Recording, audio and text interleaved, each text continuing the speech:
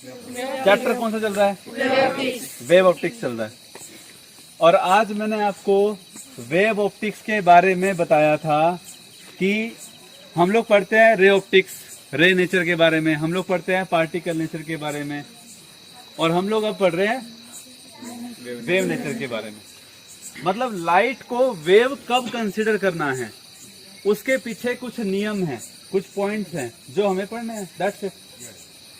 और आपको याद हो वो एग्जांपल जब मैंने बताया था, when the sunlight enter from the window of your classroom, तो उस विंडो के कॉर्नर से लाइट कभी बेंड नहीं होती, जितना उसका साइज है उसी डायमेंशन में वो लाइट आती है, उसी में से आती है, हाँ या ना?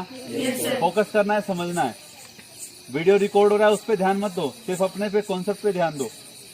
दूसरी बात क्या, कि अगर उस विंडो की बजाय गेट में से अगर छोटे से होल से अगर लाइट आएगी तो क्या दिखता है कि होल छोटा होता है, लेकिन उससे आने वाली लाइट का जो डायमेंशन है वो ज्यादा होता है।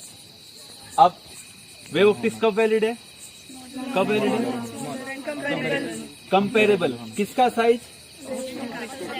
ऑब्स्टेकुलर। किसके साथ कंपेयर कर रहे हैं? Wavelength of. अगर कंपेरेबल होगा या छोटा होगा तो कैसा नेचर देखने को मिलेगा? This is the validity of wave optics. अब ध्यान दो, ऊपर इस पोल की जो लाइट है व्हाइट लाइट है, ठीक है, और ये जो पेड़ के पत्ते हैं, अब आप इस पेड़ के पत्ते की परछाई को देखिए नीचे सभी लोग, और इस परछाई को देखने के बाद, शैडो को देखने के बाद एक बात बताइए, क्या आप, हालांकि हवा चल रही है कोई दिक्कत नहीं है, क्या आप उन पत्तों की एग्जैक्ट शार्प और डार्क परछाई देख पा रहे हैं? देख पा रहे हैं क्या? एक दिन आप में से कोई आगे खड़ा होना, एक बार आके आगे खड़े हो जाओ। हाँ, अब आप अपनी परछाई को देखो, डार्क है पूरा, पर क्या आपको उस लाइट के रास्ते में आने वाली जो पत्ते हैं पेड़ के, उसकी परछाई डार्क दिख रही है क्या? मतलब डार्कनेस की भी इंटेंसिटी होती है, डार्कनेस की भी क्या होती है? इंटेंसिटी होती है। तो क्या ये हाईली इंटेंस डार्कनेस है क्या? से यस और नो। अब यहां देखो, अब फटाफट ध्यान से देखना, ये पत्तों के बीच में गैप दिख रहा है आपको? दिख रहा है? और जो पत्तों में से जब लाइट आ रही है तो क्या वहां पे भी आपको रोशनी दिखाई दे रही है? दिखाई दे रही है क्या? आगे आके देखो भाई, इतना दूर से कोई करंट नहीं मारेगा ये। अब देखो यहाँ पे भी वेरिएशन देखो, यहाँ पे इंटेंसिटी क्या है?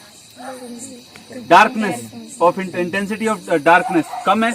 अच्छा यहाँ देखो, अच्छा यहाँ देखो ज्यादा है, मतलब ये सबसे कम है, देख रहे हो? हमें वेव ऑप्टिक्स क्या समझ में आनी चाहिए? यहाँ पे मेन कॉन्सेप्ट क्या है कि लाइट के रास्ते में जब पत्ते, यानी कि पत्ते जब आते हैं तो उनका जो साइज है, जो उनकी डायमेंशन है, जो उनकी चौड़ाई है, उसका जो साइज है वो लाइट की वेवलेंथ के कंपेरेबल है। व्हाइट लाइट है ना, व्हाइट लाइट में 7 कलर आ गए ना, बोलो हाँ है ना? सबसे ज्यादा वेवलेंथ का कलर कौन सा होता है? रेड का होता है। तो मिनिमम से मैक्सिमम रेंज है ना उसमें अवेलेबल, है या नहीं? So the point is what, this is the wave optics, this is due to the wave nature of light.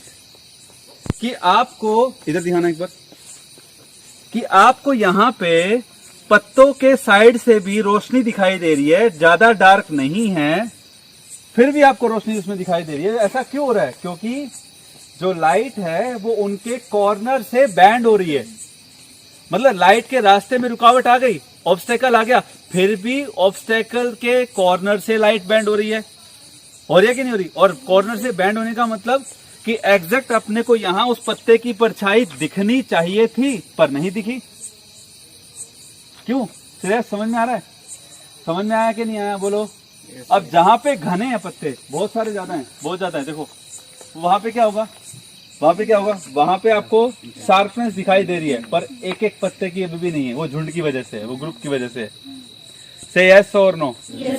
तो ये हो गया point number 1। Why this happen? Just because of wave nature of light, because of the dimensions of the leaves of this tree is comparable to the wavelength of white light. That's why it